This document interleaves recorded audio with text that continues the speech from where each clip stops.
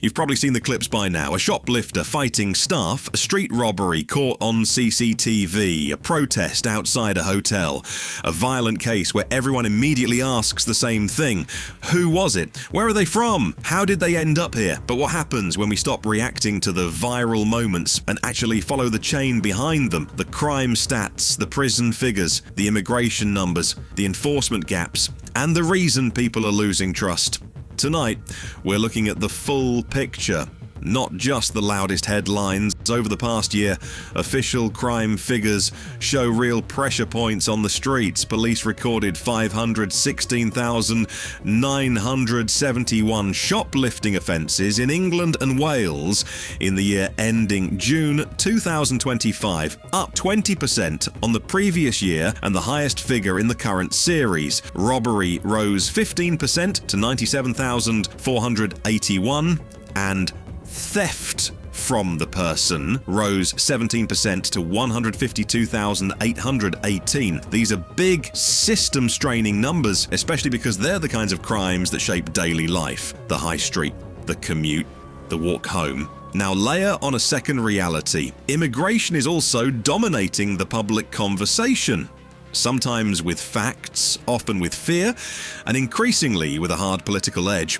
The latest official migration estimates show net migration fell sharply to 204,000 in the year ending June 2025, down from much higher levels in previous years. Total immigration was estimated at 898,000 and emigration 694,000, but while net migration fell, irregular migration across the Channel remains highly visible and politically explosive. Home Office figures referenced publicly at the start of January put small boat arrivals in 2025 at 41,472, the second highest annual total on record. So the question that's driving arguments at kitchen tables and across social media is simple, even if the answer isn't. Are Britain's crime problems being driven by immigration, and specifically by people arriving with no right to be here? What we can measure clearly is the number of foreign nationals in prison. Ministry of Justice Offender Management statistics, there were 10,772 foreign nationals in prison in England and Wales, about 12% of the total prison population. That figure matters, and it's legitimate for the public to ask what offences people are in prison for, whether removals are happening after sentences, and whether the system is enforcing its own rules, but it also has limits. Foreign national is not the same as immigrant who arrived in the last 6 months, and it doesn't automatically tell you anything about legal status or when someone arrived. Justice Secretary David Lammy was quoted in connection with a high-profile case involving a convicted sex offender who was wrongly released, saying, "We need to sort out this mess." Prime Minister Keir Starmer was also quoted describing the situation as a serious failing, and when ministers talk about enforcement, the messaging is deliberately blunt. In one reported remark about foreign offenders, Shabana Mahmood said, "If you're a foreign national and you commit crimes in our country, we will send you packing. But words don't calm streets, outcomes do." So let's talk about what's been happening on the ground, because the public anger you're seeing in protests is not being driven by a spreadsheet alone. It's being driven by incidents and by the belief that the state reacts faster to manage the optics than to manage the risk. One flashpoint repeatedly has been accommodation sites, especially hotels. In Epping, the Bell Hotel became a national symbol after a man was charged over alleged sexual offences. The public response escalated rapidly into disorder, and police said officers were being attacked with missiles. Essex Police Commander James Conway was quoted describing it as a minority of people intent on causing criminality and disorder. The same episode pulled in government voices because it touched the rawest nerve in the national debate: alleged harm to a child and the question of who is being protected first. Residents or the system housing them. Another case that illustrates the complexity and the anger played out in Uxbridge in July 2025, where a fatal stabbing led to questions about identity and status.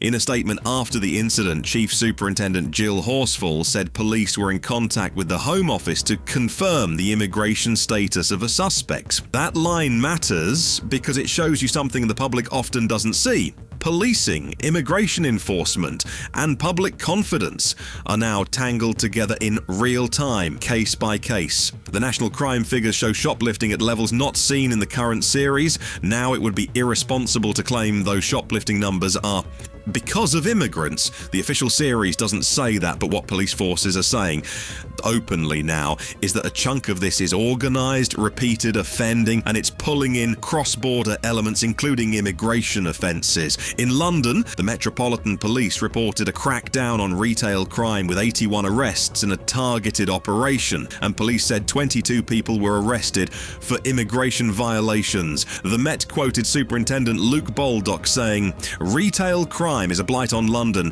and its effects are felt by businesses, staff and shoppers alike. And the politics sits right alongside the policing." Sadiq Khan was quoted saying, "Londoners deserve to feel safe when shopping on our high streets." At a national level, policing leaders have also been signalling that retail crime isn't being brushed off as low level anymore. Chief Superintendent Alex Goss, the National Police Chiefs Council lead for retail crime, said, "My message is clear. We're listening and we're taking action." And in that same context, Minister Chris Philp was quoted saying, "The message is clear. If you commit these offences, you will be caught." Now step back and listen to the rhythm of the last 6 months of public debate, because it's not just about what's happening, it's about what people believe is happening. For many members of the public, immigrant crime has become shorthand for 3 fears rolled into one. First, the fear of visibility without control. Seeing arrivals continue, seeing hotels used, seeing legal challenges and delays, and concluding the state isn't really steering. Second, the fear of unequal consequences, the belief that some offenders are dealt with quickly and harshly, while others, especially those caught up in the asylum system, are handled slowly, cautiously, or quietly. And third, the fear of system overload. That even when police and courts do their job, the back end of the system cannot deliver, prisons are under pressure, probation is stretched, removals are complex, and communities are left to live with the in-between. This is where official statistics and official statements collide. On one side, the prison data tells us foreign nationals are a significant minority of the prison population, and that's been a long-running feature of the system, not a sudden brand new phenomenon. On the other side, the channel numbers are high enough to keep the issue permanently in view and to keep pressure on ministers to show results. And there's another reality that makes the argument even sharper. Even where government talks tough, operational detail can be controversial. For example, the Home Office has pushed for stronger powers in the asylum system, including proposals around data and enforcement, arguing that disruption of smuggling networks and fast decision-making require better intelligence. Campaigners argue that such steps risk punishing vulnerable people and can collide with privacy and due process. Here are the facts you can stand on. Crime is rising in specific categories that directly affect everyday public safety. Shoplifting, robbery, theft from the person. Immigration remains high in absolute terms, but net migration has fallen sharply in the latest official estimate.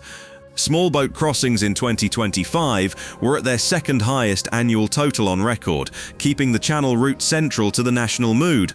Foreign nationals account for around 1 in 8 prisoners in England and Wales, based on the latest quarterly prison data. And beyond those numbers, protests and public disorder linked to asylum accommodation sites have repeatedly broken out after high-profile allegations and cases, drawing in police warnings and ministerial pressure. But here's the line that matters most if you care about truth rather than volume. But if you live in a community that feels like it's carrying the burden, whether that's rising theft on the high street, fear after dark, or a hotel site that has become a magnet for protest, signals aren't enough. People want to see 3 things change. They want crime to fall in the categories that shape daily life, starting with theft and violence, hotspots, They want the state to be able to say clearly who is in the system, on what basis, and with what consequence for offending. And they want public debate to be anchored in evidence strong enough that it can't be hijacked by fear on one side or by denial on the other. Because here's what happens in the absence of that. The streets become the argument. A protest outside a hotel becomes a national story. A retail theft becomes a confrontation that turns violent.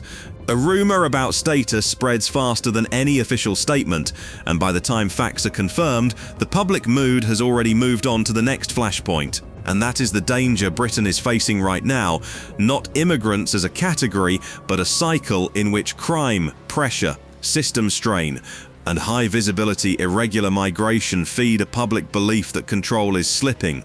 Now a final word, because it matters how we talk about this. The reality is that most migrants and foreign-born residents are not out committing crimes. Many are working, studying, raising families, and trying to build stable lives. If we let the debate become them versus us, we don't solve shoplifting, we don't solve violence, and we don't solve the channel route. We just fracture communities and make policing harder. But it's also true that the public has a right to expect border control to function, for offenders, British or foreign, to face real consequences, and for the state to tell the truth about what it can and cannot prove. That's the line between reporting and rage. And tonight, the facts show a country dealing with rising everyday crime, a highly visible irregular migration route, and a data system that still isn't strong enough to answer the biggest question cleanly.